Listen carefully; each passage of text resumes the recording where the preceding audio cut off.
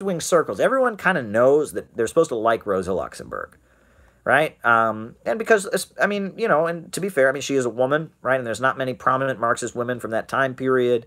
And she died, gave her life for her beliefs. And so there's a lot of people who, you know, they hear the name Rosa Luxemburg and they cross themselves almost. It's like a holy name in lefty circles. I notice nobody knows anything about those events. And it surprises me. People just know that there was this revolutionary woman. She was in Germany. She was Polish. And there was an uprising and it failed. And eventually Hitler came in. And it's like Hitler didn't come in until 1933. So you're way behind. But let's get to that. Because it's interesting. Because I've seen a lot of commemorations for Rosa Luxemburg and Karl Liebknecht. And all of them completely miss the point. And they give bad conclusions. There's a way that Marxists generally talk about the events of 1919 in Germany, and talking about them that way at this point is just completely wrong. So let me back up. All right, Germany, World War I. When World War I broke out in Germany, at that point there was a huge institution. The biggest Marxist party in the world prior to World War I was in Germany. It was called the Social Democratic Party. And actually, I don't know if folks have ever read, Karl Marx wrote a pamphlet, Critique of the Goethe Program. Well, that was about the founding meeting of the German Social Democratic Party. It goes back that far. And the German Social Democratic Party was the Marxist party. It was led by Karl Kautsky. He was their theoretician and ideological leader, and it was millions and millions of people.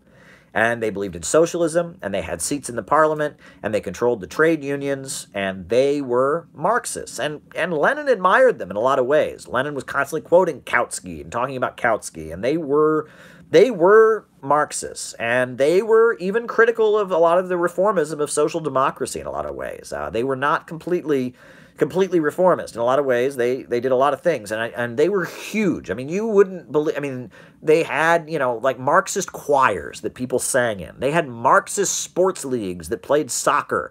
They had, you know, Marxist summer camps for little kids to go to. It was a big deal.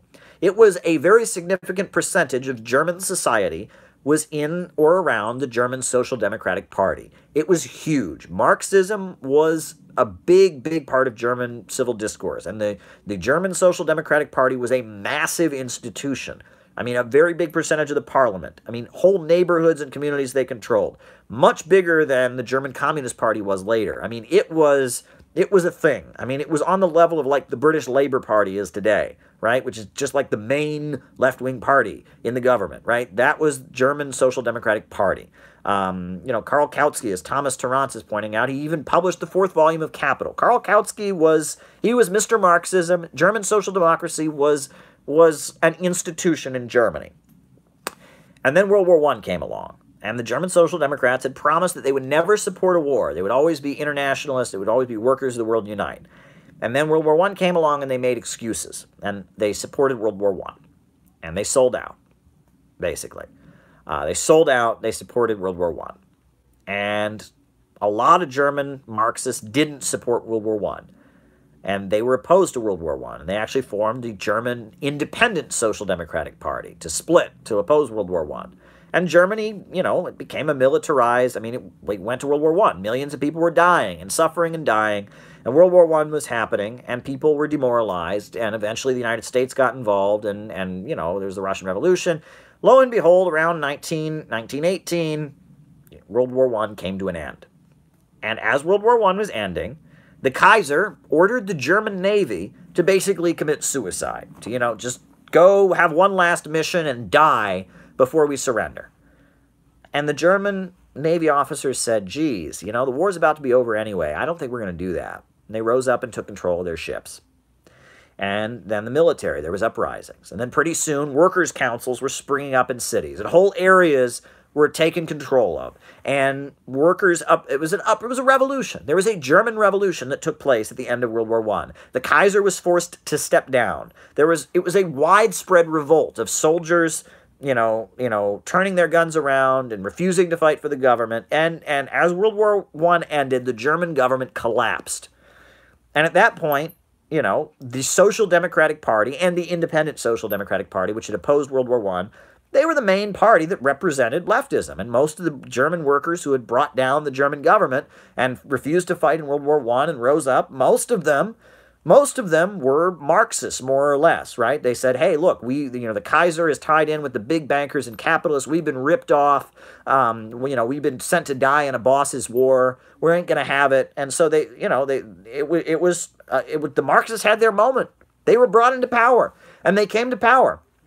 The Social Democratic Party was in there, and, they were running the country. They were in there, and the question became, are we going to create a socialist Germany, or are we going to create a bourgeois democratic Germany? And folks are probably very familiar with what's called the Weimar Republic, because the Social Democratic Party, led by Marxists, took power in Germany, had a constitutional assembly, and did not create socialism in Germany. They created the Weimar Republic, which was capitalist. It was a capitalist constitution. It was a capitalist democracy. They did not create socialism in Germany. They didn't, right? They were brought to power. The revolution happened. The moment that they had been waiting for, the moment that Marx basically predicts at the end of the Communist Manifesto, when he says, and we turn now to Germany. That's like, look at like the third paragraph from the end of the Communist Manifesto. Karl Marx is talking about Germany. It happened. The Götterdämmerung had arrived, right? The twilight of the gods. Capitalism had fallen. The Kaiser had stepped down. The end of a war. As Germany was losing a war, the soldiers said, we will not fight a boss's war. They brought the government down. They came to power, and they elected socialist leaders, and the socialist leaders went in there, and what did they do? They created capitalism.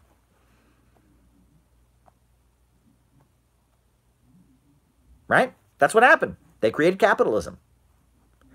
The Weimar Republic was a capitalist government that they created. And they said, well, if people want to vote for a socialist party, that's fine. We'll enact Marxist policies if we're elected. We're not going to do what the Bolsheviks did.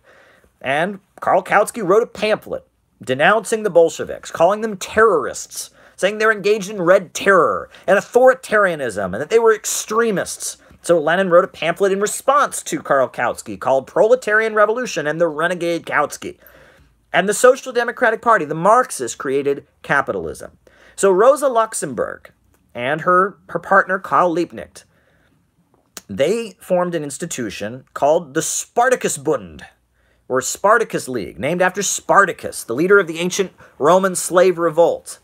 And they said, we're not going to stop fighting. We are going to fight for continuing a revolution. And so they published this pamphlet, this beautiful pamphlet you can read, called What the Spartacus League Wants. Check it out. It's a very, very well-written pamphlet. What the Spartacus League wants. They say what they want, right? They want a socialist government for the people. You read it. It's a very, very fiery, exciting pamphlet. What the Spartacus League wants, and that the Social Democratic Party of Germany has sold out the revolution. They've created capitalism. So the Spartakusbund, they rose up. And so the Social Democrats, who were Marxists, they called themselves Marxists, teamed up with what they called the Freikorps. And the Freikorps were right-wing soldiers who didn't agree with the surrender during World War I. Together, the Social Democratic Party and the Freikorps came together, and they smashed the Spartacist uprising. And they killed Rosa Luxemburg and Karl Liebknecht. And they killed a lot of the communist rebels that came together. And they made sure that there would not be a socialist revolution in Germany. And the reason that Germany did not have a socialist revolution after World War I was not because of capitalists. It was because of fake socialists. It was because of the betrayal of social democracy, right? And there's a lot written about why that was. There's a pamphlet called The Failure of a Revolution. There's a lot, Lenin wrote about, it's a topic people have studied quite a bit, but again, in the USA, no one knows anything about it. And, why was there no revolution in the aftermath of World War I? Well, the reason was that the German Social Democratic Party had too much to lose, right? They had become an institution under capitalism. They controlled huge trade unions. They controlled huge seats in parliament. And revolutions tend to involve risks. And if they had, written a socialist constitution for Germany, there was a chance that they would be invaded, just like Russia was after World War I, after the Russian Revolution, and there's a chance they could lose it all. And they didn't want to take the risks. They were too tied to the order as it was. They had the huge kindergartens and the huge choirs and the huge labor unions that they controlled, and they didn't want to take the risks necessary to come to power and actually build socialism in Germany. It was too risky. And it was like gambling, right? They had so much money that they didn't want to go all in. That's what happened, right? And Lenin in Russia, the Bolsheviks, they didn't have a lot under the old system. They did have seats in the Tsarist Duma, but not real representation. And they were not based in communities. They were a party of new type. They were a conspiratorial underground party. And so, Lenin, argued that, that this proved that the Bolshevik political model was best, right? And that the party of a new type, a party that is obsessed with revolution and doesn't want to build up an apparatus under capitalism, is what's needed. And a lot of Marxists, most people that have been writing about Rosa Luxemburg and what went on, most of those people that have been studying that and been studying these events, they just leave it there. They say, see, this proves that we shouldn't have big socialist, sports leagues. We shouldn't have big socialist choirs. We shouldn't control trade unions. We shouldn't run for office.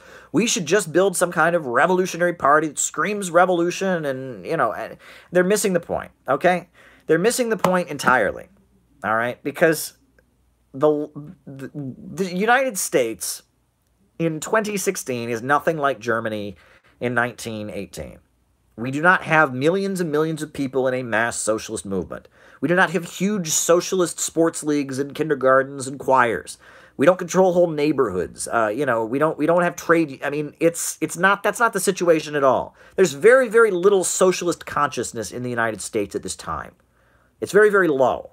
Not a lot of people understand basic socialist arguments. That's why these lives are so unique, because you don't hear what I'm saying. So the idea that yes, you're right, we shouldn't try to build mass socialist consciousness. No, that's completely wrong, right? We have the opposite problem. We have the opposite problem that the Germans had in 1918, right? The Germans, yes, they had built this huge social democratic institution under capitalism that got a little bit too powerful, had too much to lose, was too heavily influenced by high-paid workers and by teachers and by professors and people that were not from the working class, and it had too much to lose, and a revolutionary situation arose, and they didn't take the risks. That's the problem they had in Germany in 1918. That's nothing like what we're having right here, right? That is nothing like the problems that we're having in the United States. Right now in the United States, most people think that socialism is the post office. Okay? Bernie Sanders is running for president as a socialist, saying he wants us to have guaranteed health care like they have in every other industrial country in the world. People have no clue about basic Marxist ideology. The idea that we should avoid trying to build a mass workers, movement. We should avoid trying to popularize these ideas and instead focus on building a vanguard party of the new time. I mean, that's kind of the opposite. We've got a million vanguard parties of a new type. What we got? The RCP and the SWP and the QWH and the XYZ and the 12th International and the 4th Committee of the 16th International and oh my God. You go to one of these labor rallies and you got the Spartacus League and the 4th Internationalist Vanguards and oh my God. We got more people doing we got more people LARPing. Live action role play, LARPing, pretending they're Bolsheviks than we ever needed. What we don't have is mass socialist consciousness, right? People in the United States don't know about socialism. It's the opposite, right? It is the opposite, right? So to look at Rosa Luxemburg and to say, aha, that proves we shouldn't try to build a mass no. And the reason that people are tempted to say that, I must say, because even in the 1930s, the Communist Party was very tied in with the Soviet Union. They very much, looked to the Soviet Union for inspiration. Even then, the Soviet Union, they built the Young Pioneers, clubs. Noam Chomsky always talks about his parents joined the Communist Party because they had, a baseball team that girls could play baseball. It was like they had community organizations. The Communist Party was a mass party in the United States, right? The reason that people like to fetishize Rosa Luxemburg's, and this proves that you shouldn't have a mass party like the SPD. The reason for that is because during the 1970s, the new communist movement was unable to set up a base, right? In the 1970s, when the USA's economy was still big, when you still had a big industrial working class, you had a lot of, burned out 60s radicals who, after the 60s ended, they went and got jobs in factories and tried to recruit their co-workers to the Communist Workers' Party or the RCP or the October League or the Socialist Workers' Party or the Workers' World Party or whatever, and it didn't work. People just didn't want to hear it, right? And then Reaganism came in at the end of the 1970s, early 80s, and basically there was this great retreat where what you call the new communist movement basically declared that it can't be done, right? Average workers in the USA are just too bought off. They're too bourgeoisified. They're labor aristocrats. They don't want to hear it. And so they just kind of gave up on the broad masses of people in the United States. And as a result of that, all the kind of baby boomers that are leading the American Communist parties have basically stuck with what they learned in the 1970s, that, average Americans, your typical suburban or rural white Americans are just incapable of being won over to Marxist ideology. They'll never be convinced. It'll just never happen, right? That's what your typical group. And so all the groups do stuff. I mean, there's groups that are focused on trying to organize against police brutality in the black community. That's not something I oppose. I think police brutality is an awful thing. I believe in civil liberties. There's groups that are on the campuses trying to recruit college students.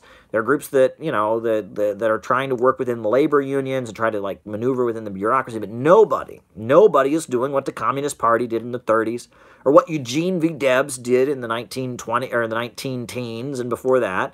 And going to average people and saying, hey, capitalism is the problem. And the banks, factories, and industries ought to be controlled by the people. No one's doing that. No one does that anymore. And the reason they don't do it is because in the 70s, all these 60s radicals learned that it can't be done. But the thing is, the world has changed since the 1970s. In the 1970s, it could not be done. You're right. The economy was just too good. Average Americans didn't want to hear it. Detroit, you had, the new communist movement made some really big inroads. Georgia, some other places, but overall, average Americans didn't want to hear it. But since then, the U.S. economy has really collapsed, right? The industrial middle class is decaying. Socialism is more popular than ever before. People are packing into Bernie Sanders rallies. There's a whole generation of young people that don't have that Red Scare stigma of anti-communism. And it's possible. You can go and win people. I've done it. I've spent so many hours of my adult life trying to sell people newspapers and talk to people about socialism, and it's not that hard to do. And nobody does it. All the groups, they don't do it. They all do something else. They all have this other thing that they do. They don't go out and just try to win people over to socialist ideas. And that's a problem. And that's what needs to be done. There needs to be a socialist community in the United States. I'm not talking about a political party. I'm not a political activist. I don't engage in the political process. I'm a journalist and political analyst.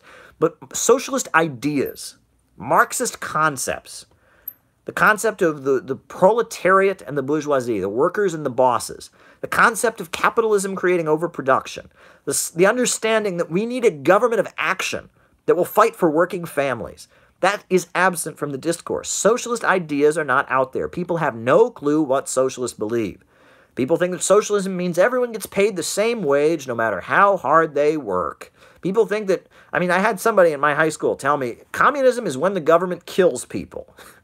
I said, really? She said, yes. We executed Timothy McVeigh. That was communism, right? It's like people have no clue, right? I'm in the subways here in New York City, in Brooklyn. I cannot go by one single day without seeing somebody out there from the Jehovah's Witnesses trying to sell me, promote the Watchtower. My vision, I want someday, when I get on the subway, to see communists trying to sell me their publication and tell me about how capitalism is the problem. Socialist consciousness needs to be all over U.S. society because it's the only way out, right? The problem that we have right now is a capitalist problem, and it can be only resolved if we have a government that fights for the people and moves the country towards socialism.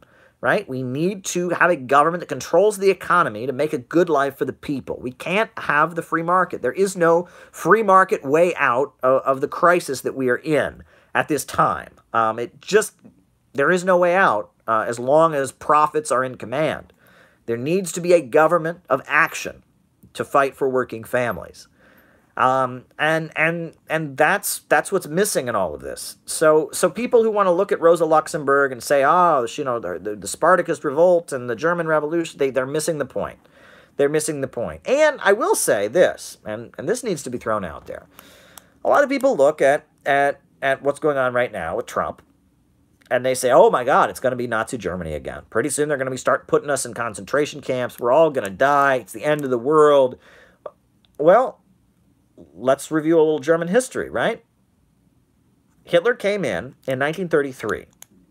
In 1918, there was a socialist revolution in Germany that did not create socialism. The socialists were brought to power in a mass uprising that brought down the Kaiser and didn't create socialism. And then there were uprisings all throughout the 20s. There was the Bavarian Soviet Republic at one point. You had different regions in Germany. You had in Red May, I believe it was 1928, 29.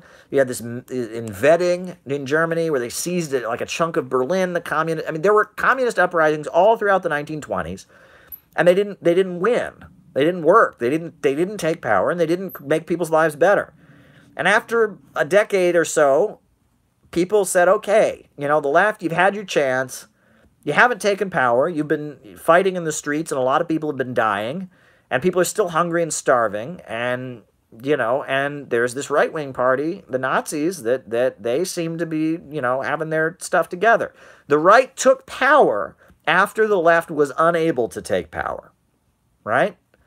And that's what happened. It wasn't, people have this narrative in their heads like, well, first, the government, regulated television and then the government did this. No, it wasn't like that at all, right? That there was an armed battle. There were armed battles going on in the streets for like a decade between communists and Freikorps and far-rightists, and eventually the Hitler-Nazi party took power. And even the Nazi party had a lot of, there were a lot of like weird right-wing groups that didn't like the Nazis and had falling outs with them and merged with them. And it's way complicated. It's very, very, very complicated. And in Germany, you had this individual, even the communists over there. There was a guy named Brandler, I believe, and there was like an attempted armed uprising in Germany in like the mid-20s with this guy named Brandler, and he eventually started his own party, the Brandlerites. And there was a weird, it was very complicated. And a lot of people point out that if the German Social Democrats and communists had voted together, had blocked together in the elections, they could have prevented Hitler from coming to power.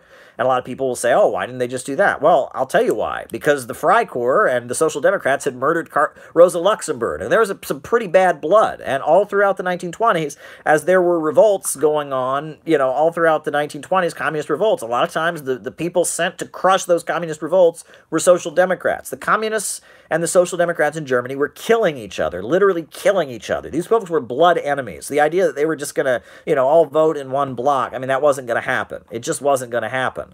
The leader of the German Communist Party during the 20s and 30s was a guy named Ernst Thälmann.